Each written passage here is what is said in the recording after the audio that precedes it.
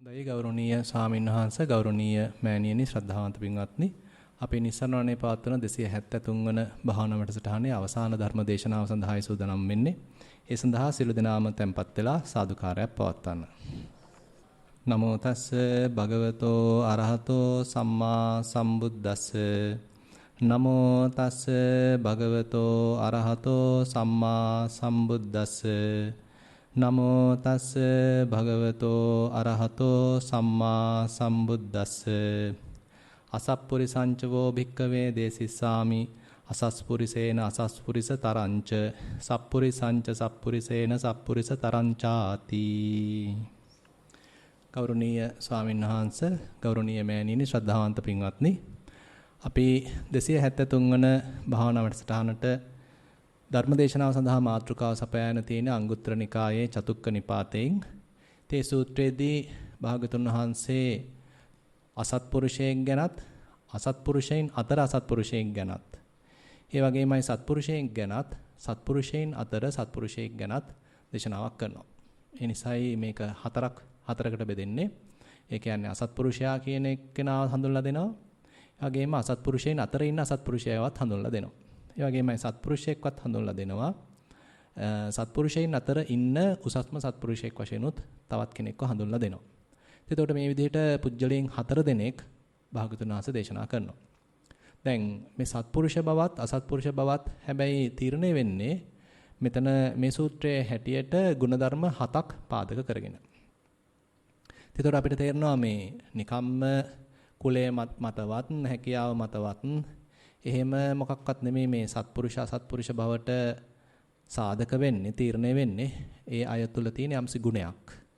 එතකොට ගුණයක් වෙනකොට අගුණයක් තේනවා නම් එතකොට අසත්පුරුෂයි කියන්න පුළුවන්. මෙතන බුදුරජාන් වහන්සේ පෙන්වන මෙන්න මේ ගුණ 7ක් තේනවා නම් සත්පුරුෂයෙක් කියන්න පුළුවන්. එතකොට පූජනීය ලොකු සායනාංශේ මට අද සඳහන් කළා ඒ ගුණ නැත්නම් ඒ අගුණ පැත්තෙන් කාරණා කීපයක්ම මේ වෙනකොටත් මේ පින්වුතුන්ට දේශනා කළා කියලා. ඒ නිසා අද මට තියෙන්නේ අවසාන කාරණා කීපය මතක් කරලා දෙන්න.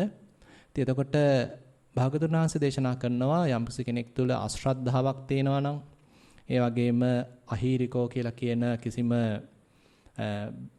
ලැජ්ජාවක් නැතිකමක් තියෙනවා නම් පවක් කරන්න.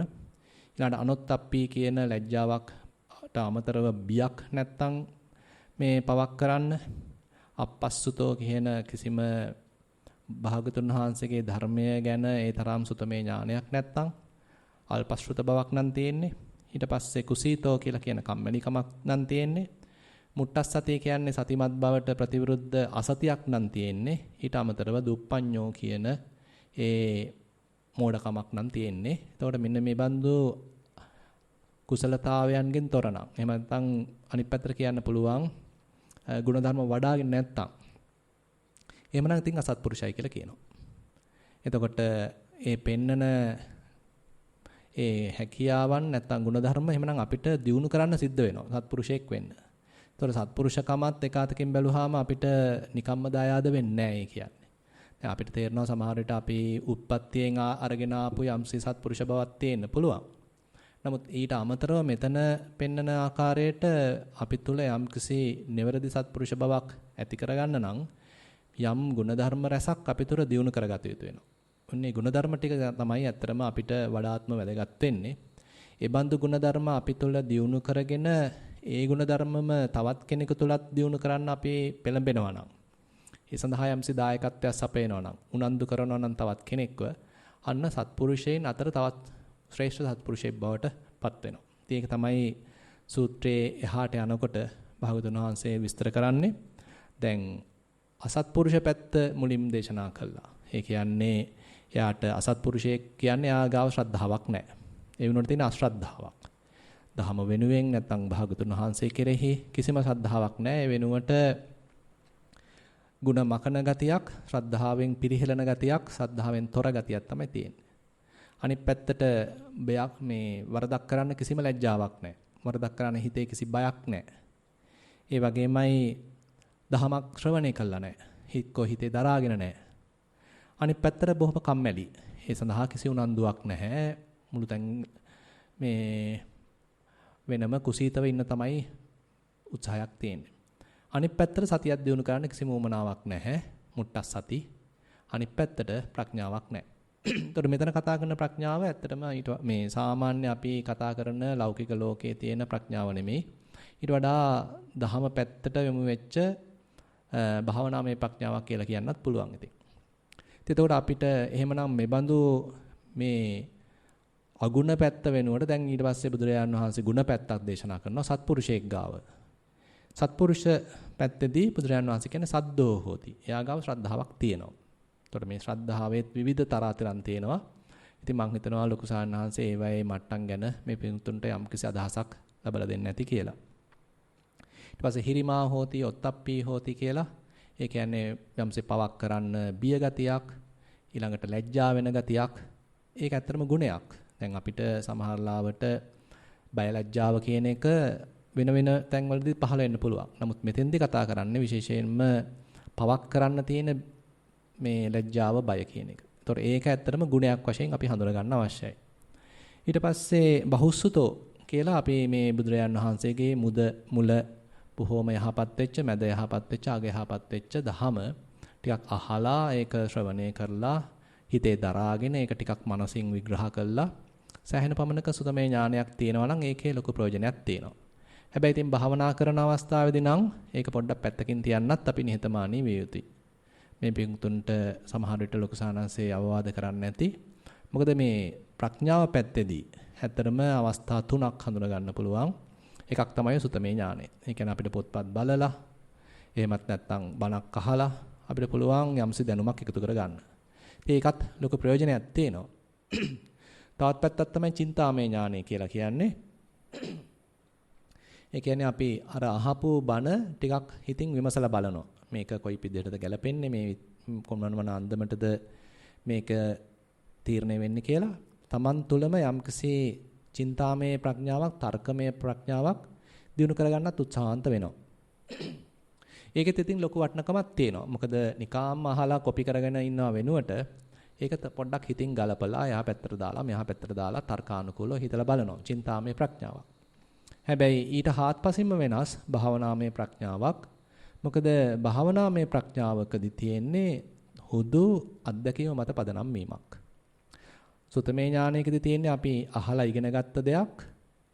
චින්තාමය ඥානයකදී තියෙන්නේ ඒකම ටිකක් හිතට නම්වගෙන නැවත නැවත පරිශීලනය කළා තර්කානුකූලව හිතලා බලලා ඒ තුලින් ගොඩනගාගත්ත නුවණක්. හැබැයි භාවනාමය ප්‍රඥාවකදී ඊට වඩා හාත්පසින්ම වෙනස්. අපි තුල යම්කිසි සතිමත් බවක්, සමාධිමත් බවක් හදාගෙන ඒක මත පිහිටාගෙන අපිම හදාගත්ත නුවණක්. ඉතින් එතකොට භාවනාමය ප්‍රඥාවකදී අපි යන්න ඕන පාරේ ලොකු වෙනසක් තියෙනවා. දැන් අපි සාමාන්‍යයෙන් ලෞකික ජීවිතයේදී ඉතින් විවිධ අන්දමින් අපිට නුවණක් දිනු කරගන්න පුළුවන්. ඉස්කෝලේ ගිහිල්ලා, විශ්වවිද්‍යාලවල ගිහිල්ලා නැත්නම් පොත්පත් බලලා අපිට ඉතින් නුවණක් දිනු කරගන්න පුළුවන්. දැන් මෙතෙන්දී විශේෂයෙන්ම අපි නුවණ කියලා සලකන්නේ ඒකම නෙමෙයි. ඒක තමයි බහුශ්‍රృత භාවය කියලා සලකන්න පුළුවන් ඕනනම්. එතනදී බුදුරජාන් වහන්සේගේ ධර්මයේ පැත්තෙන් තමයි අර්ථ දක්වන්න වෙන්නේ. හැබැයි භාවනාමය ප්‍රඥාවකදී අපිට ඒක එකපාරට ලබන්න බෑ. ඒක ලබා ගන්න නම් අපි තුල එක්තරා අන්දමකින් හිතේ සමාහිත භාවයක් ඇති කරගන්න සිද්ධ වෙනවා. ඒ කියන්නේ හිතේ සමාහිත බවක් නැති ප්‍රඥාවක් හිතා ගන්න බැරි තරම්. මොකද නිවැරදි භාවනාමය ප්‍රඥාවක් අපිට කියන්න පුළුවන් වුණා යථාභූත ඥාන දර්ශනයක් කියලා, ඇත්ත ඇති සැටියෙන් දැකීමක් කියලා. ඒ ඇත්ත ඇති සැටියෙන් දකින්න නම් ඒකේ මූලික අංගයක් වශයෙන් අපේ හිත තුළ යම් සමාහිත බවක් ඇති කරගන්න අවශ්‍ය වෙනවා. ඒ කියන්නේ චිත්ත ඒකාග්‍රතාවයක්. අපේ හිත හතර අතේ දුවනවා නම්, ආත්පස විසිරෙනවා නම්, අරමුණෙන් අරමුණට පනිනවා නම්, ඒ කියන්නේ භාවනාමය ප්‍රඥාවට අමාරුයි. වෙන වෙන දේවල් කල්පනා කරන්න පුළුවන්. නමුත් භාවනාමය ප්‍රඥාවකදී හිතේ සෑහෙන එකලසක් අවශ්‍ය වෙනවා. ඒකයි අපිට සතිය කියන එක මුලින් කතා කරන්න සිද්ධ වෙන්නේ. එතකොට මුට්ටස් සති කියන එක වෙනුවට අනිත් පැත්තට උපට්ඨිත සති කියන එක කතා කරන්න වෙනවා. ඒ කියන්නේ මුට්ටස් සතිය කියලා කියන්නේ කිසිම සතිමත් බවක් නැහැ. ඉන්නේ කොහෙද කියලා මතක නැහැ. කෑවේ මොනවාද කියලා මතක නැහැ. තනිකරම හිත වල්මත් වෙච්ච ස්වභාවයක්. අතීතයේ ගිහිලා සැරිසරනවා, අනාගතයේ ගිහිලා සැරිසරනවා. වර්තමානයේ රැඳෙන ගතියක් ඇත්තෙම නැහැ. ඒකට අපි කියන්න පුළුවන් මුට්ටස් සතියක් කියලා. හැබැයි උපට්ඨිත සතියක් කියන්නේ හොඳට එළඹ සිට සිහියක්. ඉන්නේ මොන අවස්ථාවද කියලා දන්නවා. මේ ගත කරන මොහොත ගැන යම් අවධානයක් තියෙනවා. තමන්ගේ කයට ආපු ගතියක් තියෙනවා. මහ පොළොවේ පය ගහලා ඉන්න බවක් තේරෙනවා. ඉතින් එතකොට එළඹ සිටි සිහිය කියලා ඉතින් අපිට සරලව තේරුම් ගන්න පුළුවන්. හැබැයි ඉතින් ඒක ඉස්සරහට අරගෙන යන්න අවශ්‍යයි. අපි ගාව යම් පමණක සතියක් තියෙන්න පුළුවන්. නමුත් ඒක ප්‍රමාණවත් නැහැ. ඒක අපි වර්ධනය කරන්න අවශ්‍යයි. ඒක තමයි දැන් මේ පිංගුතුන් මේ දවස් ගාණක් තිස්සේ විශේෂයෙන්ම උත්සාහන්ත උනේ. අපි ඇවිදිනකොට සිහිය පිටවන්න උත්සාහන්ත වෙනවා. කනකොට බොනකොට සිහිය පිටවන්න උත්සාහන්ත වෙනවා. හුස්ම ගන්නකොට සිහිය පිටවන්න උත්සාහන්ත වෙනවා. එහෙමත් නැත්නම් උදරයේ පිම්බීමක් හැකිලීමක් මූලික කරගෙන සිහිය පිටවන්න උත්සාහන්ත වෙනවා. ඉතින් එතකොට මේ වගේ බොහොම සරල අරමුණක් පාදක කරගෙන අපේ සිහිය පිහිටවන්න අර සතිමත් බව කියන කුසලතාවය අපේ හිතේ පොඩ්ඩක් වර්ධනය වෙනවා. ඉතින් මෙතන භාවිතා බහුලී කතා කියන විදිහට මේක 100,000 වාරේ කරන්න වේවි. අපේ හිත ටික ටික මේ සතිමත් බව උඩට ගන්න. ඒකයි අපිට මෙච්චර මහන්සි වෙන්න සිද්ධ වෙන්නේ. මොකද අපේ හිත කැමති නෑ මේකට. අපේ හිතට ඕනේ අතීතේ ගිහිල්ලා මොන හරි කරපු දෙයක් මතක් කර ඒකෙන් සතුටු වෙන්න. එහෙම නැත්නම් සමහරට වෙච්ච අබැද්දියක් මතක් කර ඒකෙන් දුක් වෙන්න. එහෙමත් නැත්නම් අනාගතේ මෙහෙම වෙයි ඩොලර් එක තව උඩ යයි කියලා. ඉතින් තව දුක් වෙන්න. ඉතින් ඒ වගේ අපේ හිතේ තියෙන හරීම අපිට අවැඩදායි අපිටම හානිකර තත්ත්වයක් තමයි අපේ හිතේ තියෙන්නේ. ඉතින් ඒ தත්ත්වෙන් හිත මුදව ගන්න නම් පොඩ්ඩක් අපේ හිත හික්මව ගන්න අවශ්‍ය වෙනවා. හිතට වැටක් බඳින්න අවශ්‍ය වෙනවා. හිත යම් පමණක සංවර කිරීමක් කරන්න අවශ්‍ය වෙනවා. අන්නේ සංවර කිරීම, වැට බැඳීම, හික්මවා ගැනීම මුලින්ම අපිට කරන්න වෙන්නේ සතිය පාදක කරගෙන. එතකොට එහෙම සතිය පාදක කරගෙන කරන කටයුත්තේදී අපි හිතමු දැන් කෙනෙක් ඉස්සරහට ගත්ත මාක් හරි අරමුණක්. අපි හිතමු මේ පින්වතුන් බොහෝ දෙනෙක් ආනාපාන සතිය වඩන හින්දා අපි මේ පැත්තෙන් විස්තර කරොත් ආශ්වාසයකට හිත නැංගුවා. ප්‍රශ්වාසයකට හිත නැංගුවා. ආයෙත් ආශ්වාසයට දැම්මා. ආයෙත් ප්‍රශ්වාසයට දැම්මා. ඉතින් මෙහෙම කරගෙන යනකොට ඔන්න හිත ටිකක් ඒකේ අල්ලා හිටිනවා. දැන් ඔන්න හුස්ම රැලි 10ක් එක දිගට බලන්න පුළුවන්. 20ක් බලන්න පුළුවන්. 30ක් බලන්න පුළුවන්. 40ක් බලන්න පුළුවන්. අපිටම ওই විදිහට දැන් වර්ධනය කරගෙන යනවා නම් ඒතකොට Tamanට තේරෙන්න ඕනේ ඉස්සලට වඩා දැන් හිතේ යම්සි කීකරු බතියක් තියෙනවා. මේක Tamanට දැනෙන්න ඕනේ. මේක නිකන් විශ්වාසයේ මත පදනම් වෙලා ශ්‍රද්ධාව මත පදනම් වෙනාම යන ගමනක් නෙමෙයි. දැන් Tamanට ඒ Taman තුළ යම්කිසි කුසලතාවයක් දියුණු වෙන බව Tamanටම තේරෙන්න ඕනේ. ඒකයි මේ තරම් මේකේ තියෙන ඍජු බව, සතිපට්ඨානයේ තියෙන සුවිශේෂත්වය ඒකයි. මේක පොතෙන් කියවු පළියට මේක වර්ධනය වෙන්නේ නැහැ. බණට අහපු පළියට මේක වර්ධනය වෙන්නේ නැහැ. අපි සජ්ජායනා කරව පරියට සතිපට්ඨාන සූත්‍රයේ සජ්ජායනා කළා කියන මේක වර්ධනය වෙන්නේ නැහැ. අපි එහෙනම් ටිකක් මහන්සි වෙලා කය වෙහෙසවලා මේක අර කිව්වා වගේ එක්ක ආනාපාන සතියක් නැත්තම් පිම්බීමක් හැකිලීමක් නැත්තම් සක්මනක් කළා මේ කුසලතාවය අපි තුල වර්ධනය කළ යුතු වෙනවා. එතකොට තමයි Tamanට තේන්නේ දැන් නම් මගේ හිත ටිකක් කියන දේ අහනවා. අතීතයේ දුවන ගතිය ටිකක් අඩු වෙලා තේනවා. අනාගතයේ ඔස්සේ සිහින මවන ගතිය ටිකක් අඩු වෙලා තේනවා. දැන් මේ වර්තමානයේ රැඳෙන ගතියක් මගේ හිතේ තියෙනවා කියලා අන්න Tamanට පොඩ්ඩක් තේරෙන්න පුළුවන්. ඊට පස්සේ තවත් තේරෙන්න පුළුවන් අතීතයට ගියත් වැඩි වෙලා රැඳෙන්නේ නැතුව ඔන්න ඉක්මනට මෙනවා. අනාගතයට ගිහිල්ලා සිහින මවන්න ගියත් මේ නැත්තම් යම් කිසි අපේක්ෂාවක රැඳෙන්න ගියත් වැඩි වෙලාවක් යන කලින් මට සිහිය පහළ වෙනවා. ආයෙත් නිකන් මම මෙතෙන්ට එනවා.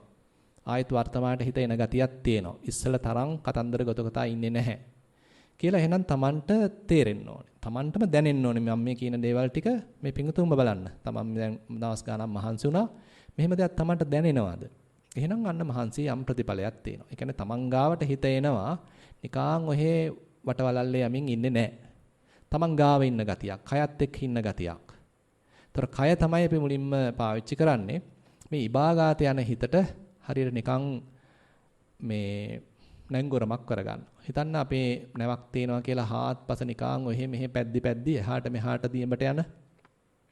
ඉතින් ඒක වළක්ව ගන්න නම් අපි ලණුවක් දාලා මොකක් හරි තැනක ස්තම්භයක මේක රඳවන්න වෙනවා. නැංගොරමක් දාන්න වෙනවා. අන්න ඒ වගේ තමයි අපේ හිතත් මේ හතර අතේ දුවනවා, අතීතයට පයින්නවා, අනාගතයට පයින්නවා. ඒ අරමුණට මේ අරමුණට පයින්නවා. ඒක වළක්ව ගන්න. එහෙනම් අපි මෙන්න මේ සතිමත් බවට තෝරගත්ත අරමුණක නැවත රඳවනවා. එතකොට අන්න කයෙම ඉන්න පටන් ගන්නවා. අපි හිතමු පින්වත් මේක දැන් ටිකක් දුරට සාර්ථකුණා කියලා. දැන් ඔන්න සක්මනේ වුණත් එයාට තේරෙනවා සක්මන් මළුවේ දැන් මේ කොනේ ඉඳන් එහා කොනට යනකම්ම සිහියෙන් යන්න පුළුවන්. හැරෙනකොටත් සිහිය කඩා ගන්න නැතුව කරගන්න පුළුවන්. එනකොටත් සිහියෙන් එන්න පුළුවන්. ඒ කියන්නේ ඉතින් යම් පමණක තමන්ගේ උත්සාහයේ ප්‍රතිඵලයක් ලැබිලා තියෙනවා. ඉතින් සමහරලාට අනිත් අයත් සක්මන් කරනවා, සද්ද ඇහෙනවා, රූප පේනවා. ඒත් අපිට වමනා තැන හිත තියන්න පුළුවන්. මේකත් ලොකු දක්ෂතාවයක්. ඒකමයි සක්මනේ තියෙන අමාරුව. මොකද ඒක ඇස් අරගෙන අනිත් අයත් සක්මන් කරද්දී සමහරවිට බොහොම විවෘත පරිසරයක තමයි කරන්න තියෙන්නේ. එතකොට ඒකේ අභියෝගශීලී ගතිය මේකයි. එතන තමයි අපේ දක්ෂතාවය තියෙන්නේ. කොහොමද මේ විවිධාකාර බාධාවන් බහුලව තියෙන අතරේ ඒ බඳු පරිසරයක මම කොහොමද මගේ අභිමතාර්ථය ඉෂ්ට කරගන්නේ? මම කොහොමද මට උවමනා තැනට මගේ හිත අත්නම් අවධානය යොමු කරන්නේ? ඒ අවධානය යොමු කරන තැන පවා වෙනස් වෙනවා. වම් පාදයේ අවධානය යොමු කරපු හිත ඊළඟ මොහොතේදී දකුණු පාදයේ අවධානය යොමු කරන්න අවශ්‍යයි. ඊට පස්සේ නැවතත් වම් පාදයේ අවධානය යොමු කරන්න අවශ්‍යයි. දැන් කල්පනා කරලා බලන්න මොකද්ද අපි මේ වඩන කුසලතාවය? ටික ටික දැන් හිත මෙතෙක් කාලයක් අපිව ඇදගෙන දිව්වා නේද? අපේ හිතට එන විවිධාකාර අකුසල් අරමුණු පාපී චේතනාවන් ඔස්සේ අපිව ඇදගෙන දිව්වා. දැන් අපි ඒකෙන් සම්පූර්ණයෙන්ම වෙනස් කළා අපිට ඕන තැනට හිත අරන් යන ගතියක්. අපිට ඕන තැනට මේ අවධානය යොමු කරන ගතියක් තමයි දැන් මේ වඩන්නේ. වෙනත් වචන වලින් කියනවා නම් දැන් Taman තුල හැදෙන්න ඕනේ කුසලතාවයක් අහවල් තැනට හිත අවධානය යොමු කළ යුතුයි කියලා කියපු ගමන් ඔන්න අපේ හිත එතන ඉන්න ඕනේ. කල්පනා කරලා බලන්න. කියන්නේ මෙතෙක් තිබුණේ එහෙම නෙමෙයි. එයා නිකන් අපිව එහෙට ඇද්දා මෙහෙට ඇද්දා රූපෙට ඇද්දා සද්දෙට ඇද්දා ගඳ සුවඳකට ඇද්දා රසයකට ඇද්දා හිතට ආපු අරමුණකට ඇද්දා හතර අතේ අපිව එක්කගෙන ගියා. නමුත් දැන් එහෙම වෙන්න බෑ. දැන් මම කිව්වොත් මගේ දණහිස දිහා බලන්න කියලා අන්න එතෙන්ට අවධානය යොමු වෙලා ඒක බලාගෙන ඉන්න ඕනේ. මම කිව්වොත් නෑ ඒ දණහිස නෙමෙයි මේ වම් පැත්තේ දණහිස. එතන බලාගෙන ඉන්න කිව්වොත් ඔන්න එතනට අවධානය යොමු කරලා එයා බලාගෙන ඉන්න ඕනේ. දැන් එතන නෙමෙයි දැන් අපි තම උදරයේ ප්‍රදේශයේ බලන්න කිව්වොත් එතනයි අවධානය යොමු කරන්න කිව්වොත් අන්න එතන ඉන්න ඕනේ. ඒ තරමට එහෙනම් අපි මේ හිත අපිට ඕන වැඩේ ගන්න කීකරු කරලා ගන්න ඕනේ. අපි දැන් ඔන්න ඕකත් කරගත්ත කියලා. දැන් මේ කියන්නේ ටික ටික අපි හිත හදන හැටි. අපි දැන් ඔන්න ඔය தත්තට ආවා. ඉතින් ඒක தත්තට එන්න තමයි අපි මේ සක්මනක් එහෙම විශේෂයෙන් කරන්නේ. මොකද එතෙන්දී අරමුණ නිරන්තරයෙන් වෙනස් වෙනවා. අපේ තුල කුසලතාවයක් හැදෙනවා. එතන අපේ මේ හිත යොමු කරමින් අවධානය සකස් කරගන්න. ඒ වගේමයි බොහොම යහුසුළු ඒ කාර්යය කරන්න. හරියටම පාදයේ ස්පර්ශ වෙනවත් එක්ක අපිත් එතන. ඒ තරමට මේ කායික ක්‍රියාවලියයි මානසික ක්‍රියාවලියයි හොඳට සමපාත කරගන්න අපි තුල කුසලතාවයක් අපි වඩනවා. හිතන්න දැන් ඔන්න ටිකක් සාර්ථක වුණා. දැන් ඔන්න තේරෙනවා. දැන් නම් හිත හොඳට කිසිම මෙනෙහි කිරීමක් නැතුව වම දකුණ කියන්නේ නැතුව ආශ්වාස ප්‍රශ්වාස කියන්නේ නැතුව බොහොම සංසුම් මනසකින් ආශ්වාසයත් ප්‍රශ්වාසයත් එක්කම ඉන්නවා. නැත්තම් වම් පාදය දකුණු පාදයත් එක්කම ඉන්නවා. ආයි මොකක්වත් මම යාට කියන්න දෙයක් නැහැ. හරිම කීකරුයි. දැන් ඔන්න අපි හිතමු සතිය පිහිටව ගත්තා. උපට්ඨිත සතිය කියලා අපින්ට කියන්න පුළුවන්. කායානුපස්සනාවේ හිත පිහිටියා කියලා කියන්න පුළුවන්. දැන් ඊළඟට බුදුරජාණන් වහන්සේ ඊළඟ ගුණය ගැන කතා කරනවා. ඒ තමයි පඤ්ඤවා හෝති. ප්‍රඥාව. එතකොට ප්‍රඥාවට අපි මේ හිත හුරු කරන්න අවශ්‍ය වෙනවා. දැන් අපි කතා කරන සාමාන්‍ය ප්‍රඥාව තමයි අපි ඉගෙන ගත්ත දේවල්, ඉස්කෝලේ ගිය දේවල්, විශ්වවිද්‍යාලේ ගිය දේවල්. ඉතින් ඔය වගේ දේවල් වලින් අපි සෑහෙන දැනුමක් ඉතින් එකතු කරගත්තා. ඉතින් ඒකටත් ඉතින් සාමාන්‍ය ලෝකෙ ඉතින් ප්‍රඥාව කියනවා. නමුත් මෙතන මේ බුදුරජාන් වහන්සේ පෙන්වන ප්‍රඥාව මම අර කලින් මතක් කළා වගේ ඒ සුතමය, චින්තාමය ප්‍රඥාවට එහා ගිය භවනාමය ප්‍රඥාවක්. ඒ භවනාමය ප්‍රඥාවක් අපි තුල දියුණු කරගන්න නම් අර සතිමත් බව කියන පාදම අවශ්‍ය වෙනවා. ඒ බඳු පදනමක් පිහිට කරගෙන තමයි මේ කතා කරන ප්‍රඥාව අපිට හදා ගන්න පුළුවන්, දියුණු කරගන්න පුළුවන්. කොහොමද දියුණු කරන්නේ?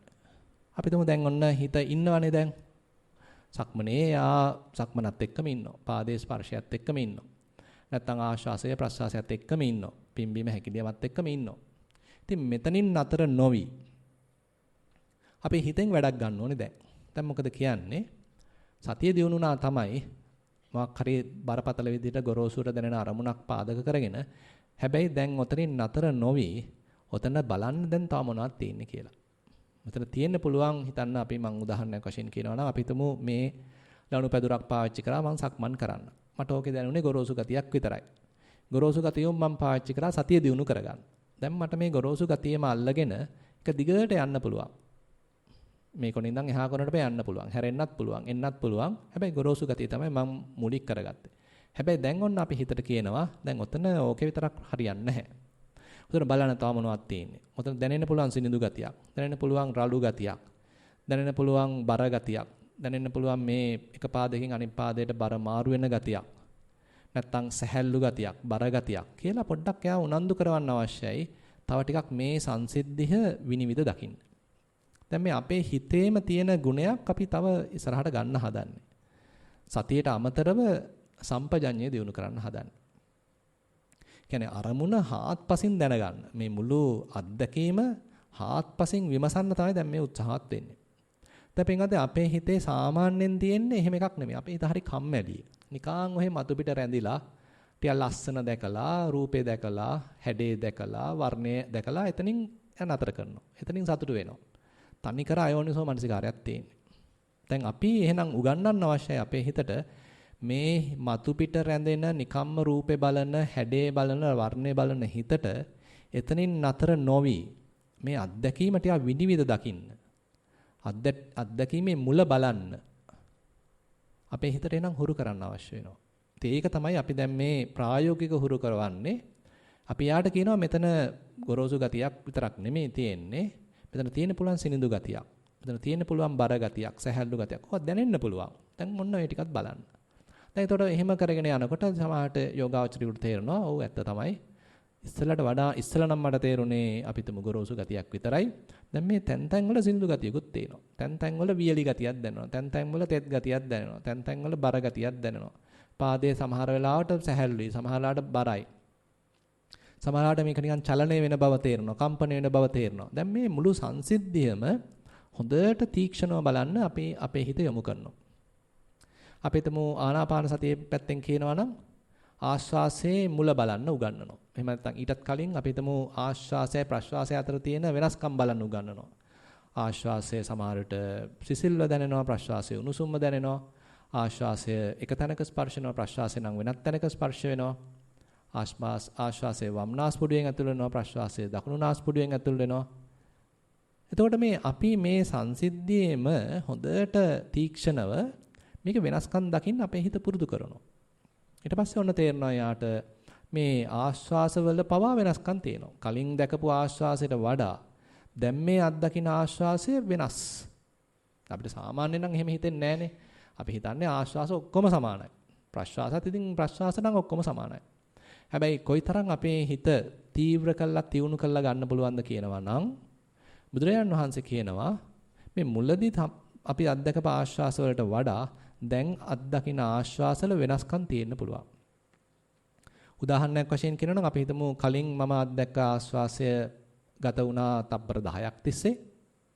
හැබැයි දැන් එක තප්පර 5න් ඉවරලා යනවා. ඒතර මොකද්ද වෙලා තියෙන්නේ? අපිට තේරෙනවා කලින් දැකපු ආශ්වාසයට සාපේක්ෂව දැන් මං අත්දකින ආශ්වාසය කෙටි. එහෙමත් නැත්නම් අපි හිතමු කලින් අත්දැක්ක මම ආශ්වාසයක් තප්පර 5යි. දැන් අත්දකින ආශ්වාසය ඊට වඩා දිගට දැනෙනවා. තමන්ට තේරෙනවා මේක දිගට දැනෙනවා බව තේරෙනවා. අන්න තේරෙනවා එතකොට කලින් ආශ්වාසයට සාපේක්ෂව දැන් ආශ්වාසය දීර්ඝයි. ඉතින් මෙන්න මේ වගේ මේකේ වෙනස්කම් බලන්න පොඩ්ඩක් හිත අවදි කරලා ගන්නවා. එයාට තුල නුවණක් දියුණු කරනවා. ඕකේ තවත් එහාට ගියාට පස්සේ තමයි තේරෙන්නේ මේ ආශ්වාසයක් කියන එකත් එක පාට පටන් ගන්න නැහැ. ඒක ඊටාම සියුම්ව පටන් ගන්නවා. දැනෙන්න ගන්න හරිම සියුම්ව. ඒ සියුම් දැනීම පොඩ වර්ධනය වෙනවා. ඒක යම්කිසි උච්ච ස්ථානයකටපත් වෙනවා. ඒක පොඩ අඩු වෙලා ඔන්න නොපෙනී යනවා. ඊට පස්සේ මුකුත් දැනෙන්නේ නැහැ. සමහරට ඒකත් අහු වෙන්න පුළුවන් ඇතම් කෙනෙකුට. අද වார்த்தාවකත් ඒක කියලා තිබුණා. ප්‍රශ්වාසය දැනෙන්න කලින් පුංචි හිඩසක්. ඒකත් සමහරට කෙනෙකුට තීක්ෂණව බලද්දී අහු වෙන්න පුළුවන්. ඊට පස්සේ ඔන්න ප්‍රශ්වාසයේ මුල, මැද, අග. ඊට පස්සේ ඊළඟ ආශ්වාසයේ ඉන්න කලින් ඔන්න පුංචි හිඩසක්. එතකොට මේ මුළු චක්‍රයම බොහොම තීක්ෂණව බලන්න උගන්වනවා. තපින්ගත මේක කරන්න බෑ වෙන දේවල් කල්පනා කර කර. මේක කරන්න බෑ පෙට්‍රල් ගැන කල්පනා කර කර. මේක කරන්න බෑ ඩොලර් ගැන කල්පනා කර කර. මේක කරන්නම් අනිවාර්යෙන් මේ වැඩේටම බහින්න ඕනේ. ඒක අපිට ගෙවල් පොඩ්ඩක් අමතක කරලා දාලා ආර්ථිකය අමතක කරලා දාලා ඉන්ධන අමතක කරලා දාලා හුස්ම විතරක් ඉස්සරහට ගන්න අවශ්‍යයි. එතකොට නම් අන්න Tamanට තේරෙනවා මේ මුල හරිය දකින්නේ. මේ හරියේ මැද, මේ හරිය අග. දැන් නම් මුකුත් තේරෙන්නේ නැහැ. දැන් නම් ප්‍රශ්වාසයේ මුල හරිය, දැන් නම් මැද හරිය, දැන් නම් අග හරිය, දැන් නම් මුකුත් තේරෙන්නේ නැහැ. දැන් මේ මොහොතක් ගානේ ඒක ඉන්න ඕනේ. ඒතර වෙන වැඩක් ගැන අපිට අවධානයක් නැහැ. තනි ක්‍රම මේ ආස්වාස ප්‍රස්වාස ක්‍රියාවලියම හොඳට තීක්ෂණව දකින්න. දැන් නිකමට කල්පනා කරලා බලන්න ආශ්වාස ප්‍රශ්වාසය කියන එක නිකනුත් සාමාන්‍ය සරල අරමුණක්. ඒ වගේමයි සියුම් අරමුණක්. ඒ බඳු සියුම් අරමුණක මේ තරම් සූක්ෂම ගති ලක්ෂණ දකින්න නම් අපේ හිතේ සතිය කොච්චර දියුණුලා තියෙන්න ඕනද? හිතේ ඒකාග්‍රතාවය කොයිතරම් දියුණුලා තියෙන්න ඕනද? ඒ වගේමයි හිත කොයිතරම් අවදියෙන් ඉන්න ඕනේද? දැන් මේවා බලා සමහරලාට ඉන්නකොට ඔන්න හිත නින්දර වැටෙනවා. ඒතරත් වැඩේ අසාර්ථකයි. එහෙනම් හිතේ කොයිතරම් අවදිමත් බවක් පවත්වන්න ඕනේද?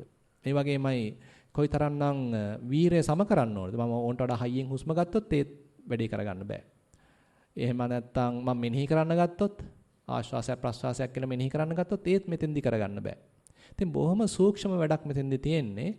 ඒ බඳු සූක්ෂම කාර්යයක් කරන්න නම් මගේ හිතේ සෑහෙන කුසලතාවයක් දිනු කරගන්න අවශ්‍යයි. ඒතකොට මේ එකාතකින් කියනවා නම් අපි මේ ආස්වාද ප්‍රසආස ක්‍රියාවලිය අපි තුල මෙන්න මේ බඳු මානසික කුසලතාවයක් දිනු කිරීම සඳහා අපි පාවිච්චි කරනවා හරියට නිකන් ආයුධයක් වගේ. නැවත නැවත ආස්වාද ප්‍රසආසය දිහා බලනවා, ඒකේ මුලැමැදාග බලනවා. ඒ බැලීම හරහා අපි තුල ඊටාම සූක්ෂම මානසික කුසලතාවයක් වර්ධනය වෙලා එනවා. අපි සරලව කියමු ඔකට සති සම්පජඤ්ඤය කියලා. දැන් මේ පිංගුතුන් කල්පනා කරලා බලන්න පුළුවන් මේ දියුණු කරන කුසලතාවය හැබැයි මේ පර්යංකයට පමණක් දැන් සීමා වෙන්නේ නැහැ. දැන් ඊට පස්සේ අපි මේක ටිකක් ව්‍යාප්ත කරනවා. දැන් ඇවිදිනකොටත් මේක බලනවා. ඊට පස්සේ අපි වෙන කටයුත්තක් නිරත වෙනකොටත් මේක පවත්වන්න උත්සාහන්ත වෙනවා. අපි තුමා අපි ඉස්සෙල්ලා නම් ආහාර අනුභව කරද්දි කිසිම මේකක් තිබුණේ නැහැ. ඔන්න රූපවාහිනිය ඉස්සරහට ගිහිලා වාඩි වුණා. ඉතින් රූපවාහිනිය දිහා බලාගෙන ඉතින් මොනවාදෝ එකක් ඇතුළට දාගත්තා. දැන් එහෙම නැහැ. අපි ඉතින් ඒ කරන වැඩේට සිහියෙන් ඒ වැඩේ කරන්න උත්සාහන්ත වෙනවා. පොඩ්ඩක් ඉතින් අන්න ඒ වගේ අපේ පැත්තෙන් එන්න ඕනේ මේකට යම්කිසි කැපවීමක්. ඒ කියන්නේ දැන් සිහිය කියන එක අපේ ජීවිතයට එකතු කරගන්න අවශ්‍යයි. සති සම්පජඤ්ඤය කියද්දී බුදුරජාණන් වහන්සේ මේ පැත්ත දේශනා කරනවා. කියන්නේ අපි ඉස්සරහා බලනකොට ටිකක් සිහියෙන්, පැත්ත බලනකොට ටිකක් සිහියෙන්. ඇඳුම් පැළඳුම් අඳිනකොට පළඳිනකොට ඒ කටයුත්ත සිහියෙන් කරනවා. කෑම ගන්නකොට ඒ කටයුත්ත සිහියෙන් කරනවා. ඊට පස්සේ අපි හිතමු කතා කරනකොට ඒ කටයුත්ත සිහියෙන් කරනවා. නිශ්ශබ්දව ඉන්නවා නම් ඒ කටයුත්ත සිහියෙන් කරනවා. හිටගෙන ඉන්නකොට අපි හිතමු බස් එකක් යනකම් හිටගෙන ඉන්නවා. වෙන වෙන දේවල් කල්පනා කර කර හිතට ඉබාගාත යන නොදී පුළුවන් නම් මේ හිටගෙන ඉන්න ඉරියව්වට අවධානයෙන් ඉන්නවා. ඉඳගෙන ඉන්නවා නම් ඒ ඉඳගෙන ඉන්න ඉරියව්වට අවධානයෙන් ඉන්නවා. පුළුවන් තරම් අපි එහෙනම් මේ සතිය අපේ මිතුරෙක් කරගන්න, අපිත් එක්ක ඉන්න සගයෙක් කරගන්න, මාත් එක්කම ඉන්න ගතියක් කරගන්න පුළුවන් තරම් උත්සාහන්ත වෙනවා. ඒතර තමන්ට තේරෙනවා දැන් හිත එහෙමේ දුවනවා අඩුයි, මාත් එක්කම ඉන්නවා. තමන්ට තේරෙනවා. ඊට පස්සේ දැන් ඔන්න තමන්ට තේරෙනවා උදේ නැගිට්ටාම සතිය තමන් ගාවට ආවා. දත් ටික මදිනවා සිහියෙන්, කතා කරනවා සිහියෙන්, කෑම ගන්නවා සිහියෙන්, ඇඳුම් පැළඳුම් අඳිනවා පළඳිනවා සිහියෙන්, අපි තුමු බස් එකේ යනවා සිහියෙන්, නැත්නම් වාහනයක් පදවනවා සිහියෙන්. ඒතර මේ විදිහට දැන් ජීවිතයයි සතියයි කියන එක දෙකන් ඈඳුනානේ. හොඳට නිකන් අඛණ්ඩ සතියක් ඔන්න අපිට පැවතුණා.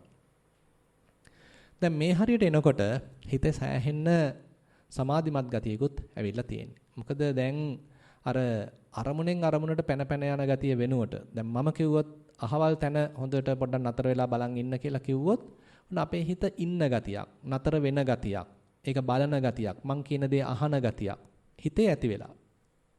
කලින් නම් එහෙම එකක් තියුන්නේ මම යාගේ වහලෙක් වගේ හිටියේ. දැන් එහෙම නැහැ.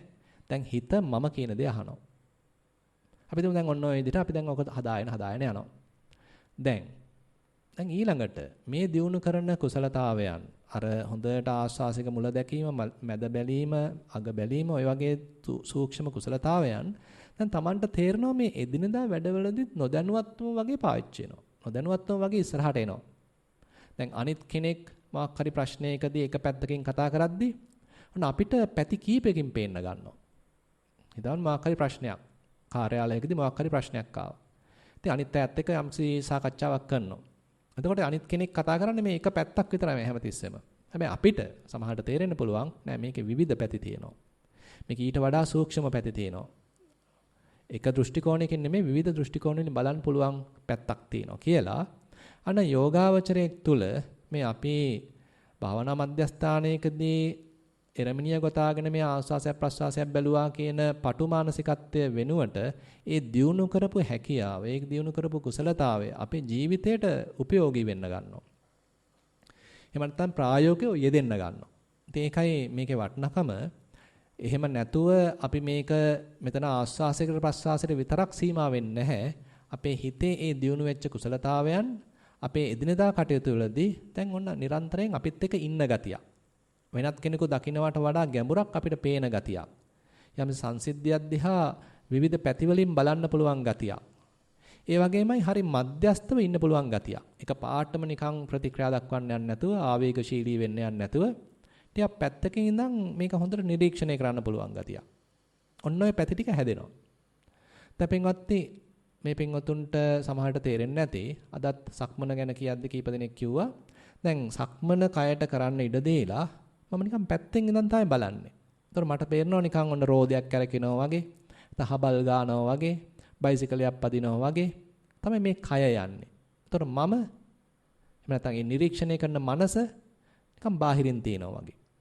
ඒ කියන්නේ අපිට පුළුවන්කමක් ඇතිලා තියෙනවා අපිවම නිරීක්ෂණය කරන්න. ඒ කියන්නේ අපිත් එක්ක නිකන් නිරීක්ෂකෙක් ඉන්නවා වගේ ගතියක්. ඒතර එයා හැමතිස්සෙම නිකන් මග පෙන්නනවා. මේ දැන් මෙතෙන්දී කලබල වෙන්න එපා. මෙතෙන්දී සිහිය පිහිටව ගන්න. මෙතෙන්දී මේ මෙහෙම කරන්න. කියන්නේ නිකන් අර අපිත් එක්ක තවත් කෙනෙක් ඉඳලා අපේ යහපත පිණිස උදව් කරන ගතියක්. හරි වැරද්ද පෙන්වා දෙන ගතියක්. ඒ වගේමයි ටිකක් ගැඹුරක් පෙන්වලා දෙන ගතියක්. යෝනිසෝ මනසිකාරයක්. ඔන්න අපිට ටික ටික උදව් වෙන්න ගන්නවා. අපි තුමු දැන් මෙහෙම යනකොට අපිට තේරෙනවා දැන් හිත ඉස්සෙල්ලා වගේ ආවේගශීලී නෑ. ඉස්සෙල්ලා නම් මම එයා එකක් කියනකොට මම හතක් කියලා ඉවරයි. එහෙම නේද සාමාන්‍යයෙන් නේද? එයා එකක් කිව්වා ඉතින් මම ඉතින් ආය අතෑරියම දුන්න දෙකක් නැත්නම් එකට හතක් මං කිව්වා. ඔන්න දැන් ඒ ගතිය වෙනුවට දැන් මම එහෙමම කරන්න යන්නේ නෑ. මට තේරෙනවා දැන් මොකද්ද එයා ඉන්න මානසිකත්වය. මං ඉන්න මානසිකත්වය මොකද්ද? එතන තියෙන ප්‍රශ්නේ මොකද්ද? නැත්නම් එයා තුළ තියෙන වැරදි වැටහීමක්ද? නැත්නම් මට වැරදියට වැටහිලාද? කියලා අන්න අපිට ටිකක් අර ඒ සංසිද්ධියෙන් බැහැර වෙලා ඒක බලන්න පුළුවන් ගතියක්. කයට ඇවිදින්න දීලා ඒකෙන් බැහැර වෙලා මම කය දිහා බලනවා. කයටම හුස්ම ගන්න ඉඩ දීලා එළියට ඇවිල්ලා මම හුස්ම දිහා බලනවා. කයේ පිම්බීම හැකිලිම කියන එකට ස්වාභාවිකව වෙන්න ඉඩ දීලා මම පැත්තකින් ඉඳන් බලනවා. ඒ වගේ දැන් සිද්ධියක් තියෙනවා ප්‍රශ්නයක් තියෙනවා. ප්‍රශ්නේ ඇතුලේ හිර වෙන්නේ නැතිව මම එකෙන් පැත්තකට ඇවිල්ලා සිද්ධිය දිහා බලනවා. ප්‍රශ්නේ දිහා බලනවා.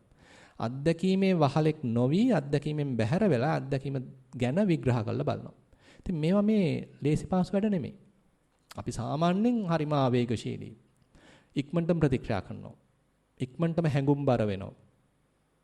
හැබැයි දැන් මේ සතියයි ප්‍රඥාවයි දැන් ඔන්න පොඩ ඉස්සරහට එනවා. යෝනිසෝ මනසිකාරයක් දැන් ඒකත් එක්ක ඉන්නවා. සම්පජඤ්ඤයක් ඉන්නවා. එතකොට අන්න අපේ හැඟීම් පාලනය කරගන්න පුළුවන් ගතියක්. එක පාටම ප්‍රතික්‍රියා කරන්න යන්නේ නැති ගතියක්. එක පාටම ඉස්සරහට පනින්න යන්නේ නැති ගතියක්. ආවේගශීලී නොවන ගතියක්. ඔන්න අපි තුල හැදෙනවා. මේක හැදෙන්න ඕනේ. අපි හරියට මේ වැඩේ කරා නම් ඔය හැකියාවන් ටික හැදිලා එන්න ඕනේ. ඊට පස්සේ ආයෙත් අපි භාවනා පැත්තට යමු වුණොත් දැන් අපිටම දැන් අපි කුසලතාවයක් දිනු කරා මේ ආස්වාසයේ තියෙන මුල මැද අග දකින්න දැන් හොඳට ඒක දිහා බලාගෙන ඉන්නවා. තමයි තේරෙනවා මේ තනි ආස්වාසයක් නෙමෙයි. මෙතන නිකන් ආස්වාස කීපයක් තියෙනවා වගේ. මේක නිකන් කැඩි කැඩි යනවා වගේ. මෙතන තනි ප්‍රශ්වාසයක් නෙමෙයි. මෙතන ප්‍රශ්වාස නිකන් පේලියක් තියෙනවා වගේ. එහෙම නැත්නම් අපි හිතමු දැන් ඔන්න අපි වේදනාවක් දිහා බලන් ඉන්නවා. දන හිසේ වේදනාවක් තියෙනවා. ඒ වේදනාවට හොඳට අවධානයෙන් ඉන්නවා. මුලදී නම් තේරුණා මේක දුක් වේදනාවක්. මුලදී විනාඩි 5ක් විතර තිබුණා. ඒක නැති වුණා. දැන් ඔන්න සැප වේදනාවක් ආවා. ඒකත් විනාඩි 5ක් විතර දුන්නා නැති වුණා. එහෙම තමයි අපිට මුලදී තේරුනේ. හැබැයි හොඳට සියුම්ව දකින්න නැවත තීක්ෂණව දකින්න කෙනෙකුට වැටහෙන්න පුළුවන් මෙතන මේ තනි වේදනාවක් නෙමෙයි. මෙතන තියෙන වේදනා මහා සමූහයක්. මේ සමූහයක් තමයි මේ මට මෙතෙක් දැනෙලා තියෙන තනි වේදනාවක් වගේ. එතකොට ඔන්න ඔය වගේ පැත්තකිනුත් ඔන්න නුවණක් වැඩෙන්න ගන්නවා. එහෙමත් නැත්නම් අපි හිතමු අපි මේ කය තව ටිකක් විනිවිද බලනවා. මේකේ කොටස් වශයෙන් බලනවා. එහෙමත් නැත්නම් මේ කයේ දැනෙන විවිධ අපි කියන ධාතු ලක්ෂණ වලට අපි අවධානයක් යොමු කරනවා. වාඩිලා ඉන්නකොට විවිධ දේවල් දැනෙනවා. අදත් එක්කෙනෙක් කිව්වා යාට මේ කම්පණය වීමක් දැනෙනවා. ඒ කම්පණය වීමට ටිකක් අවධානයෙන් ඉන්නවා. නැත්නම් තද වීමක් දැනෙනවා. ඒකට අවධානයෙන් ඉන්නවා. රළු වීමක් දැනෙනවා. ඒකට අවධානයෙන් ඉන්නවා. උණුසුමක් දැනෙනවා. ඒකට අවධානයෙන් ඉන්නවා. එතකොට මෙන්න මේ බොහොම ප්‍රාථමික මට්ටමේ අපේ කයේ දැනෙන ගති ලක්ෂණ වලට තමයි අපි මේ නැවත නැවත අවධානය යොමු කරන්නේ. පින්වත්නි අපිට වෙලා තියෙන්නේ අපි මේ ප්‍රාථමික දේ මත ගොඩනගපු සංකල්පවල තමයි අපි හිර වෙලා ඉන්නේ. ඒ සංකල්ප පුදුම විදිහට අපි ඇත්ත කියලා සලකගෙන ඒ සංකල්ප රාමුවෙම හිර වෙලා අපිට ඒකෙන් පිට පේන්නෙම නැහැ. පුදුම විදිහට මේ sannivedana සඳහා හදාගත්ත විවිධාකාර නම්ගම් සංඥා සම්මුතීන් ඒවා අපි ඉස්සරහට දාගෙන ඒවම ඇත්ත කියලා අරගෙන ඒවෑම හිර වෙලා ඒකෙන් බාහිරව හිතන්න බැරි තරමට ඒවා තුර ගුලි වෙච්ච ගතියක්, හිර වෙච්ච ගතියක්, පටු වෙච්ච ගතියක් තමයි අපේ මනසේ තියෙන්නේ. දැන් අපි උත්සාහවන්ත වෙනවා මේ ටික ඔක්කොම පොඩ්ඩක් පැත්තකින් තියලා. මේ බොහොම සූක්ෂම සරල තත්වයකට නැවතත් හිත ගන්න. ඒ ප්‍රාථමික අත්දැකීමටම අවධානය යොමු කරන්න. යෝනිසෝ මනසිකාරයේදී අන්නේ දේ තමයි ප්‍රධාන. කියන්නේ පුදුවන් තරම් මුලම බලනවා. පටන් ගත දැනටම හිත යොමු කරන්න බලනවා. ප්‍රාථමික මට්ටමටම හිත ගන්න බලනවා. පරමාර්ථ මට්ටමකටම හිත යොමු කරන්න බලනවා. ඉතින් එතකොට තමයි යාට තේරෙන්නේ මෙතන මේ තනි දුක් වේදනාවක් වගේ මං මුලින් අත්දැකට මොකද මෙතන එහෙම නෑ දුක් වේදනා රාශියක එකතුවක් මෙතන තියෙන්නේ. තනි සැප වේදනාවක් වගේ මං කලින් අත්දැක්කට මොකද මෙතන සැප වේදනා රාශියක් තියෙන්නේ. කුඩා කුඩා සැප වේදනා රාශියක් තියෙන්නේ.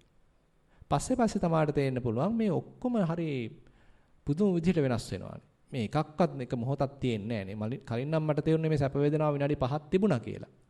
දැන් තේරෙනවා මේ සැප වේදනා එකක් නෙවෙයි මෙතන දහස් ගාණක් තියෙනවා. මේ එකක් එක තප්පරයක්වත් තියෙන්නේ නෑ. එච්චරට ඔන්න හරිම ෂණ භංගුරයි. එච්චරට බොහොම අනිත්‍යයි. මොහොතක් පාසා ඇතිලා නැතිලා යනවා. ඉතින් මේවා බලනකොට කෙනෙකුට තේරෙන්න පුළුවන් මේකේ කොහොමද මං සැපයි කියන්නේ? කොයිකටද මං දුකයි කියලා කියන්නේ? කොයිකටද උපේක්ෂාව කියලා කියන්නේ? මේවා නිකන් ඔක්කොම නිකන් අර තොරණක බල්පත් වෙනවා වගේ මේ ඔක්කොම නිකන් ඇතිවීමක් නැතිවීමක් විතරයි තියෙන්නේ. දැන් මේ සමූහයක්ම දකින්නේ කොයි කොටසටද මම සැපයි කියලා කියන්නේ? කොයි කොටසද දුකයි කියලා කියන්නේ? කියලා නිකන් තමන්ගේ පැත්තෙම ප්‍රශ්න නැගෙන්න පුළුවන්. තමන්ගේ හිතම තමන්ට ප්‍රශ්න කරන්න පුළුවන් කොහෙටද මේ සැපයි කියන්නේ? කොයි කැලේද මම නිත්‍යයි කියන්නේ?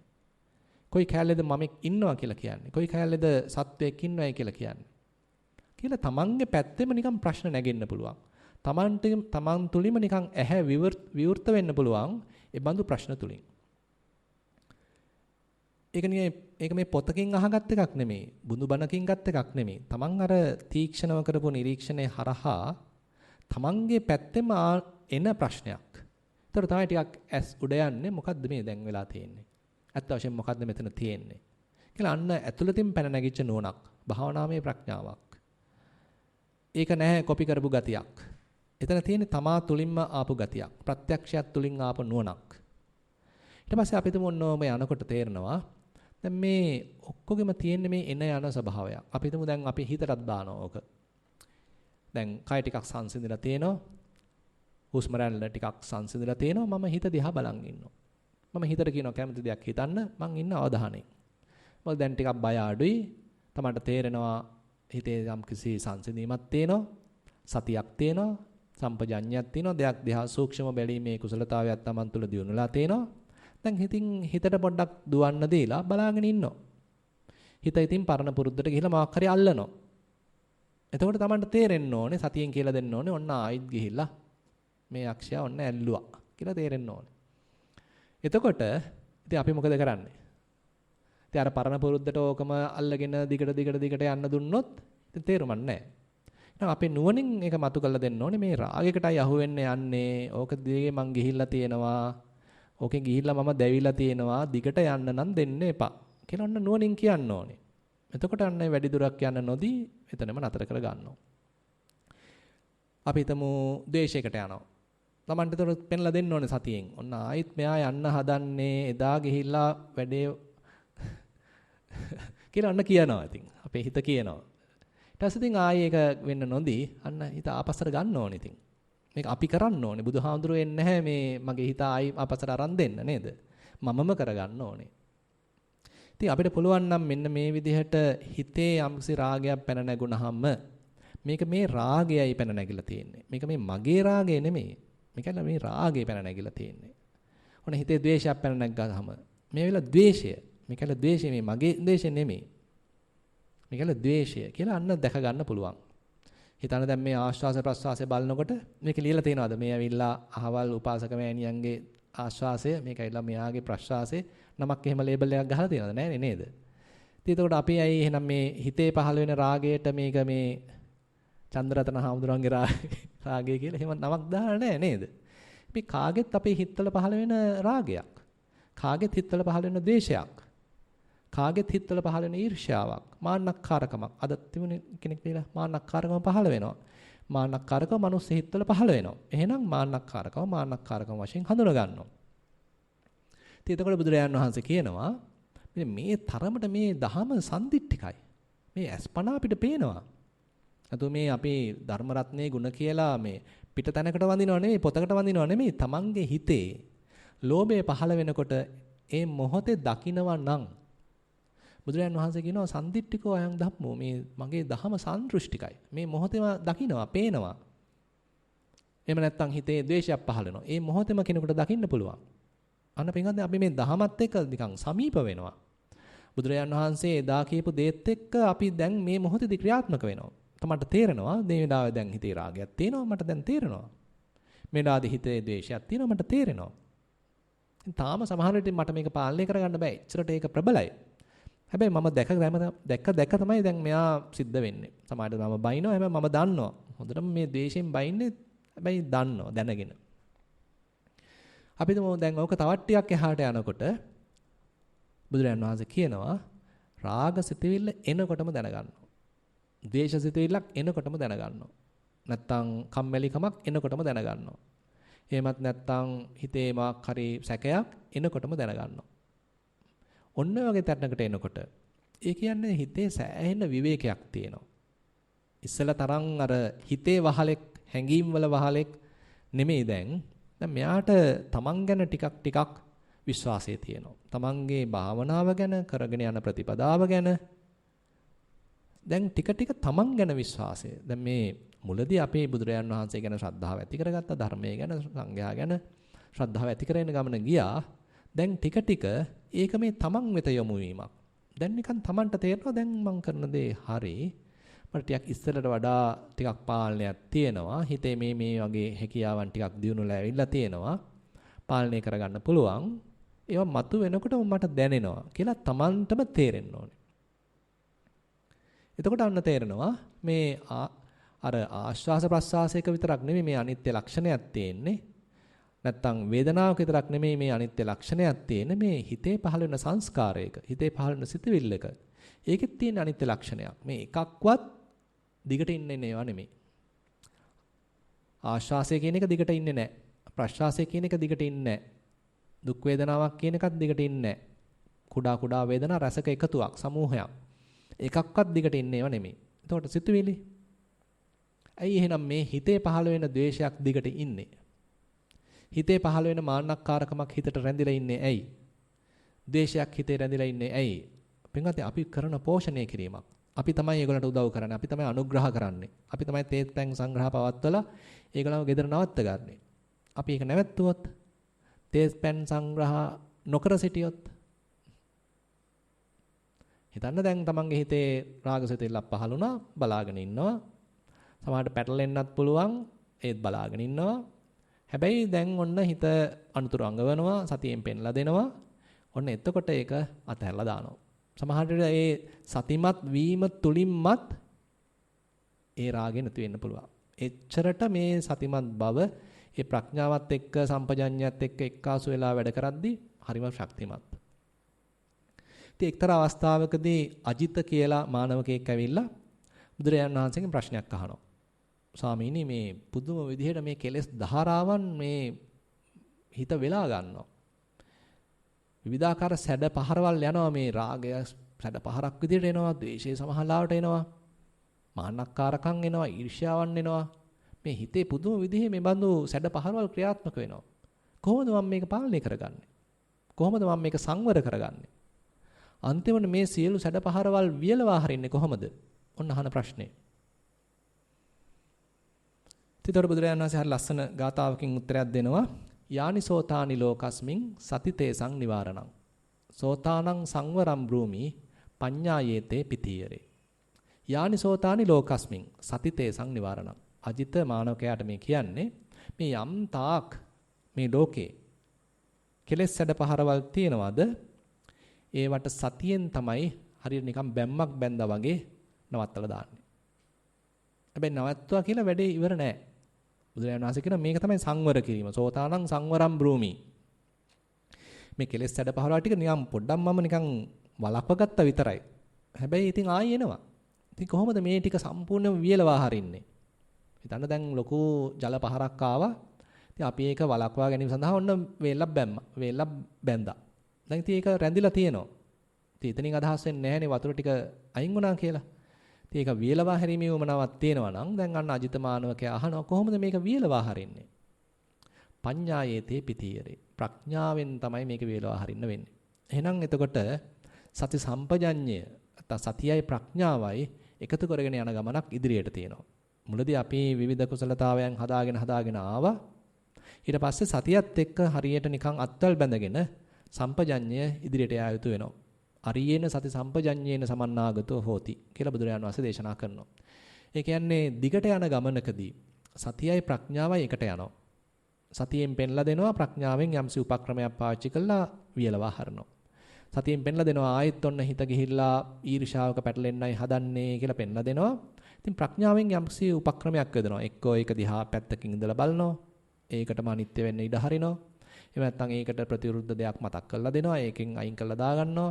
ඉතින් මේ විදිහට නුවණින් පෙන්ලා දෙනවා. සතියෙන් පෙන්ලා දෙනවා මෙන්න මේ අහවල් අකුසලයේ දැමයි දැන් මේ එන්නේ කියලා ප්‍රඥාව පාදක කරගෙන අපි ඒක වියලවා හරනවා. පැත්තකට දානවා.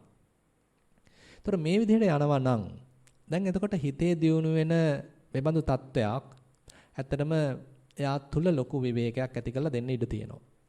එයාගේ හිතේ ලොකු සාමයක් ගොඩනගන්න ඉඩ තියෙනවා. මොකද කෙලෙස් වලට දැන් මේ හිත අරක් ගන්න අමාරුයි. කෙලෙස් වලින් 16ක් වෙන ගතිය අඩුයි. ඒ වෙනුවට හිතේ යම්කිසි නුවණක් රජ කරනවා. යම්සි දියුණු කරගත්ත සතියක් දැන් මේ හිත රජ කරනවා. හිතේ විනිවිද බවක්, පැහැදිලි බවක් දැන් ඒ යෝගාවචරයක් අත්දකිනවා. එයාට ටික ටික දැන් පහසු වෙනවා ක්‍රියා කරන වැඩේ. ඒ නැත්තම් විපස්සනාව දැන් එයාට ටික ටික පහසු වෙනවා. කරන්න තියෙන වැඩට වලට වඩා වෙන්න තියෙන පැත්තකට දැන් යොමු වෙනවා. ඉස්සර නම් අපි සතිය බලෙන් පැවැත්තුවා. මොකද හිත එහෙම නැත්තම් එහෙම දුවනවා. දැන් හැබැයි එහෙම එකක් නැහැ. දැන් සතිය නිකන් අල්ලලා හිටලා තියෙන්නේ. හිතේ තියනවා දැන්. දැන් Tamanටම තේරෙන්න පුළුවන්. දැන් නම් නිකන් දඟලන්න අවශ්‍ය නැහැ. හිත හරි පැහැදිලි. හිත මාක් හරි සිතුවිල්ලක් එනකොට තේරෙනවා. රාගයක් එනකොට තේරෙනවා. ද්වේෂයක් එනකොට තේරෙනවා. ඊර්ෂ්‍යාවක් එනකොට තේරෙනවා. නැත්නම් මෛත්‍රියක් එනකොට තේරෙනවා. කරුණාවක් එනකොට තේරෙනවා. නිකන් Tamanගේ අර අතැඹුලක්සේ කියලා බුදුහාඳුරු කියන්නේ. Tamanගේ අතේ තියාගත්ත නෙල්ලි ගෙඩියක් වගේ මේ හිතේ සිද්ධ වෙන දේ Tamanට තේරෙනවා. පින්වත්නි මේ වගේ යනවා නම් අන්න Tamanට තේරෙනවා දැන් නිකන් එක පැත්තකින් මම නිකන් එන්න මානසිකව නිරෝගී වෙනවා. ඉස්සෙල්ලා නම් මම නිකන් හරිම ව්‍යාකූලත්වයක හිටියේ. ඇතැම් වෙලාවට හරිම වික්ෂිප්ත බවක් තිබුණේ. මම එපා කිව්වත් මගේ හිත ඒ පැත්තටමයි මාව ඇදගෙන දිව්වේ. ඒ නිසා මම සමහරවිට මානසිකව ඇද වැටුණා.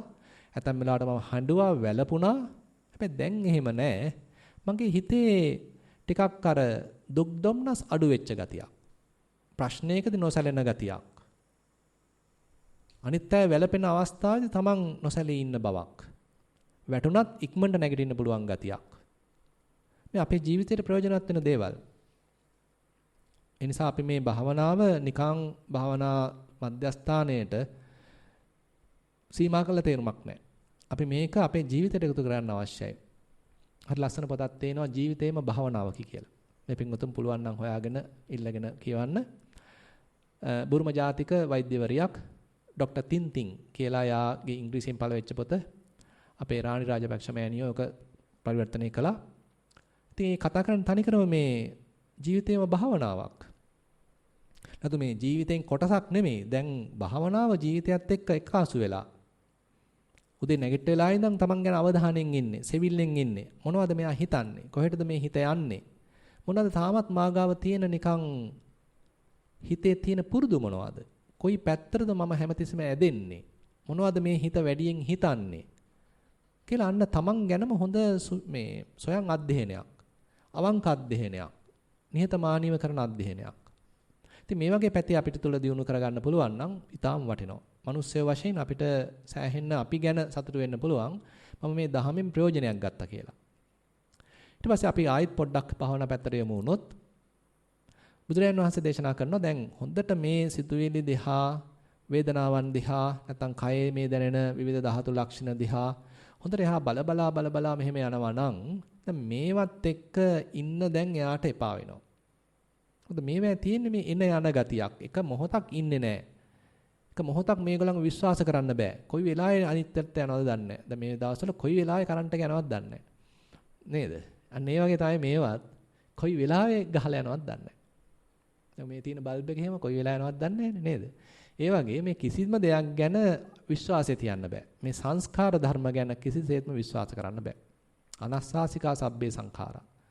මහන්නේ මේ බඳු මේ සංස්කාර ධර්මයන් කිසිසේත්ම අස්වැසිල්ලක් ලබලා දෙන්නේ නැහැ කියලා අන්න Tamanට තේරෙන්න පුළුවන්. Tamanගේ හිතේ මේ බඳු නුවණක් වැඩෙන්න පුළුවන්. ඉතින් අපේ හිත සාමාන්‍යයෙන් ඇලෙන්නේ මේ බඳු අවබෝධයක් නැතිනම්. කියන්නේ අපේ හිත හැමතිස්සෙම ඔන්න ලස්සන දැකලා, රූපේ දැකලා, හැඩේ දැකලා, වර්ණය දැකලා ඔන්න ගිහින් ඇලෙනවා. ඒ තමයි සාමාන්‍ය අයෝනිසෝ මනසිකාරය. හැබැයි යෝනිසෝ මනසිකාරයක් අපි තුල වැඩෙනවා නම් අර හොඳට නිරීක්ෂණයක් කළා හිත විනිවිද බලන්න, ගැඹුරක් දකින්න, ඒකේ තියෙන අනිත්‍ය ලක්ෂණයක්, දුක්ඛ ලක්ෂණයක්, අනාත්ම ලක්ෂණයක් දකින්න පුරුදු කරපු හිතක ඒකට හාත්පසින් වෙනස් පැත්තක් වැඩෙන බව තමයි බුදුරජාණන් වහන්සේ දේශනා කරන්නේ. ඒ කියන්නේ නුවණක් දිනු කරපු හිතක ඇලීම වෙනුවට නොඇල්මක්, නොඇලීමක්, රාගය වෙනුවට විරාගයක්. එතකොට බුදුරජාණන් වහන්සේ දේශනා කරනවා යම් හිතක මේ බඳු යථාභූත ඥාන දර්ශනයක් පහළ වෙලා තියෙනවා නම් එයාට අලුතෙන් මේ හිතේ නිබ්බිදාවක් පහළ වේවා, විරාගයක් පහළ වේවා, මේ හිත මේ ටික අතහරීවා කියලා එහෙම චේතනාවක්වත් පහළ කරගන්න උවමනා නැහැ. ඒක ඇවිල්ලා ධර්මතාවක්. ඒ කියන්නේ අපි තුල නුවණ වැඩුණා නම්, මේ බුදුරජාන් වහන්සේ පෙන්වන නුවණ වැඩුණා නම් මේ හිත මේ දේවල් අතහරිනවා කියන එක ධර්මතාවක්. අය අපි දඟලන්න අවශ්‍ය නැහැ. හිත අතහරිනවා. අපි බලෙන් අතහරින්නවත් අවශ්‍ය නැහැ. ඒ ಗುಣ ටික වැඩුණා නම්, ඒ නුවණ අපි තුල දියුණුනා නම්, යථාභූත ඥාන දර්ශනයක් අපි තුල ඇති වුණා නම් හිත අතහරීවි. අපි බල කරන්නවත් අවශ්‍ය නැහැ. ඵලයන් කියලා ගහන්නවත් අවශ්‍ය නැහැ. හිතම අතහැරලා දානවා. ඒක ධර්මතාවක්. හේතුඵල ධමයක් නේ බුදුරජාන් වහන්සේ දේශනා කරන්නේ. නේද? එතකොට මේ අපි මේ කෙනෙක් පුජ්‍යලයක් වෙලා භාවනා කරාට මොකද මෙතන මේ හේතු ටිකක් වැඩෙන්නේ. හේතුඵල ධමයක් මෙතන ක්‍රියාත්මක වෙන්නේ. ඉතින් ඒ ටික වැඩිගෙන එනවා නම් බුදුහාමුදුරුවෝ කියනවා මෙතන තියෙන නිකන් ධර්ම පරම්පරාවක්. ධම්මාව ධම්මේ අபிසන්දේති. ධම්මාව ධම්මේ පරිපූර්ණේති. අපාරාපාරං ගමනාය. මහණෙනි මේ ධර්මයෝම ධර්මයන් වෙතට ගලාගෙන එනවා. ධර්මයෝම ධර්මයන්ව පරිපූර්ණේ කරනවා. කුමක් පිණිසද? මෙතෙරින් එතරට යෑම පිණිස. පුදුමාකාර දහමක් පින්වත් මේ බුදුරජාණන් වහන්සේ දේශනා කරන්නේ. ඒ කියන්නේ අපි නිකන් අර කෙනෙක් පුජ්‍යලයක් වෙලා පටන් ගන්නවා තමයි. හැබැයි හරි ලස්සනට බුදුරජාණන් වහන්සේ හරි ඒ දහම ප්‍රගුණ කරන්න ඒ තුල ජීවත් වෙන ගතියක්. ජීවිතයේ භාවනාවක් වෙන ගතියක්. අපි නිකන් පැත්තකට දාලා වැඩසටහනකින් පස්සේ හිටින් ගිහිල්ලා ආයෙත් ප්‍රවෘත්ති බලන්න නෙවෙයි. ආයෙත් ගිහිල්ලා මේ කොහොමද මේකත් එක්ක ඉන්නේ? කොහොමද මේ මං අද හදාගත්ත ටික, මේ ටිකේ මං මහන්සි වෙච්ච ටික මගේ ජීවිතයට එකතු කරගන්නේ කොහොමද? මේ ලැබිච්ච අවස්ථාවෙන් මම ප්‍රයෝජන ගන්නෙ කොහොමද කියලා අන්න තමන් එක්ක ඉන්න ගතියක්. හිතන්න දැන් මෙහෙම බුදුහාමුදුරුවෝ මේ අපිව පුහුණු කළා. ඉතින් අපිත් බොහොම නිහතමානීව මේ විදිහට පුහුණු වෙලා ගියා නම් ඊට පස්සේ අර හිත අල්ලනවා වෙනුවට ඒ හිත අතහරින්න පුරුදු වෙනවා. ඇලෙනවා වෙනුවට නොඇලෙන්න පුරුදු වෙනවා. ග්‍රහණය කරනවා වෙනුවට ග්‍රහණය නොකර ඉන්න පුරුදු වෙනවා. පෙනුනට අල්ලගන්න නැතුව ඉන්න ගතියක්. ඇහුනට අල්ලගන්න නැතුව ඉන්න ගතියක්. දැනුනට අල්ලගන්න නැතුව ඉන්න ගතියක්. හිතට සිතුවිල්ලක් ආවටත් අල්ලගන්න නැතුව ඉන්න ගතියක්. වෙනත් වචනකින් කියනවා නම් තමන්ගේ පාඩුවේ ඉන්න ගතියක්. සැහැල්ලුවෙන් ඉන්න ගතියක්. උපාදාන නොකර ඉන්න ගතියක්. අනිශ්චිතව ඉන්න ගතියක්. අපි දමු දැන් මේක දිනු කරා කියලා. දැන් ගන්න හිත ඉන්නවා විනාඩි 5ක් මොකක්වත් ඇසුරු කරන්නේ නැහැ. විනාඩි 5ක් මොකක්වත් අල්ලගෙන නැහැ. විනාඩි 10ක් මොකකවත් හිර වෙලා නැහැ. අල්ලගෙන නැහැ. උපාදාන කරගෙන නැහැ. ඇලිලා නැහැ. ආතතියක් නැහැ. විනාඩි 20ක් හිතේ ආතතියක් නැහැ. නරකද? නේද? සාමාන්‍යයෙන් ආතති ගත වෙලාමනේ ඉන්නේ. බෙහෙතුත් බොනවානේ ස්ට්‍රෙස් එකට කියලා නේද? දැන් ඉතින් විනාඩි 10ක් හිටියා කිසිම ආතතියක් නැහැ. විනාඩි 20ක් ඔන්න දැන් ඉන්න පුළුවන්. කිසි ආතතියක් නැහැ. සැහැල්ලුයි. හිත කොහෙවත් ඇලිලා නැහැ. හිතට උවමනාවක් නැහැ. මේ නිකන් කම්මැලිකමට නෙවෙයි හිතේ නුවණක් දිනු වෙලා. මේ නුවණ මත පාදක වෙච්ච උපේක්ෂාවක්. මේ ගැඹුරු නුවණක් කතා කරන්නේ. මේ විපස්සනා ඥානවල මේ ගැඹුරු නුවණක මේ බුදුහාඳුර අපි එක්කගෙන යන්නේ. රූප පේනවා. හිතට උවමනාවක් නැහැ ගිහිල්ලා පැටලෙන්න. සද්ද ඇහෙනවා. හිතට උවමනාවක් නැහැ ගිහිල්ලා පැටලෙන්න. ගඳ සුවඳ දැනෙනවා. හිතට උවමනාවක් නැහැ ගිහිල්ලා පැටලෙන්න. දිවට රස දැනෙනවා. හිතට උවමනාවක් නැහැ ගිහිල්ලා පැටලෙන්න. ස්පර්ශ දැනෙනවා. උවමනාවක් නැහැ. හිතට සිතුවිලිත් එනවා. මගේ නෙමෙයි වගේ. ඇවිල්ලා යනවා. එතකොට හිත කොහෙද තියෙන්නේ?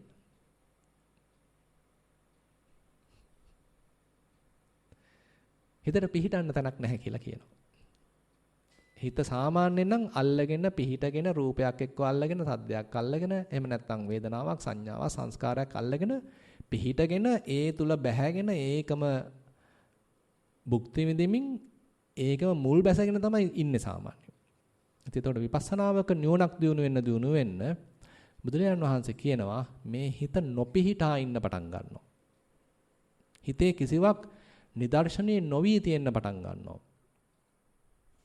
වෙනත් වචන වලින් කියනවා නම් විඥානයේ නාම රූපයක නොපැටලී ඉන්න පටන් ගන්නවා.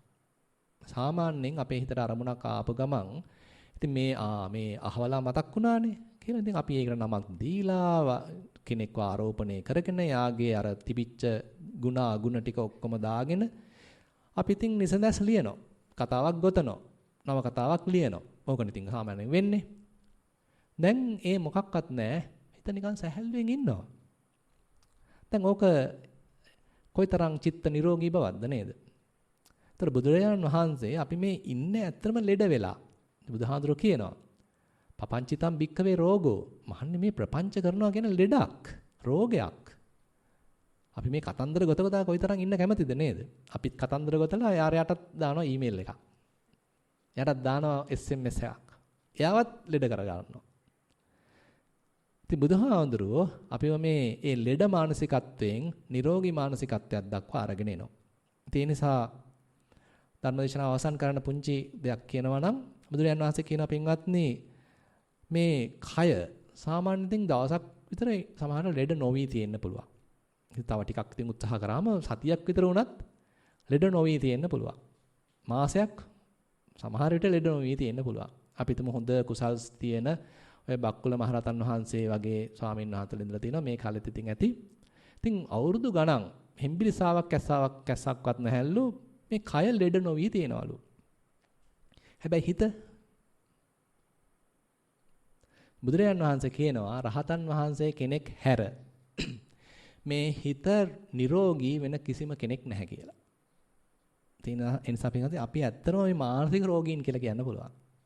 ඉතින් මානසික රෝගී පැත්තෙන් ඉඳලා අපි මේ පොඩ මානසිකව නිරෝගී වෙන පැත්තක් තමයි භාගතුන් වහන්සේ පෙන්ලා දෙන්නේ.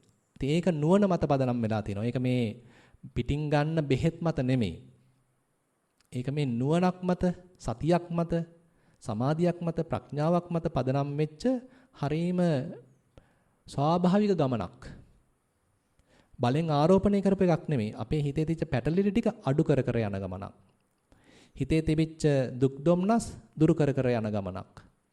පටලැවිලි ලිහලිහා යන ගමනක්. සංස්කරණ අඩු කර කර යන ගමනක්. ආතතිය අඩු කර කර යන ගමනක්. මානසිකව නිරෝගීමත් වෙමින් යන ගමනක්. ඉතින් ඒ බඳු ගමනක් භාගතුන් වහන්සේ පෙන්වනවා. ඒ නිසා මේ සූත්‍රයේදී අවසානයේ බුදුරජාණන් වහන්සේ දේශනා කරනවා. ඉතින් යම්සි කෙනෙක් තමන් අන්න ඒ බඳු ගුණ සමුදායක් දිනු කරමින් ඒ බඳු ගුණ සමුදායක් තවත් කෙනෙකුට දිනු කරන්න උපකාර කරනවා නම් මඟ පෙන්නනවා නම් උනන්දු කරනවා නම් අන්න සත්පුරුෂයන් අතර සත්පුරුෂයෙක්. සත්පුරුෂයන් අතර ශ්‍රේෂ්ඨ සත්පුරුෂයෙක්. ඒ නිසා මේ පිංගුතුන්ට පුළුවන්. අපි බෞද්ධයන් වශයෙන් අපිට භාගතුන් වහන්සේගෙන් ලැබිච්ච ශ්‍රේෂ්ඨ දහමක් තියෙනවා. අපි ඒවා අපි තුලත් දිනු කරගෙන අපි ආදර්ශයක් වෙලා අපි නිහඬ බණක් වෙලා අපිට පුළුවන් මේ බඳු දහමක් ලෝකයට ප්‍රකාශ කරන්න. ඒ සඳහා අනිත් අයවත් යොමු කරන්න. භාගතුන් වහන්සේ පෙන්වපු දහම තුළින් ඒ මානසික රෝගී තත්ත්වයක ඉඳලා මානසික නිරෝගී තත්ත්වයක් දක්වා එන්න අනිත් අයටත් උදව් කරන්න. ඒ සඳහා අප සියලු දෙනාටම මේ ධර්ම දේශනාවත් ဒုတိယ ද්විතීය සප්පුරිස සූත්‍රය මුල් කරගෙන පවත් වූ මේ දේශනා මාලාවත් මෙතකින් නිමා කරනවා. සියලු දෙනාටම තෙරුවන් සරණයි.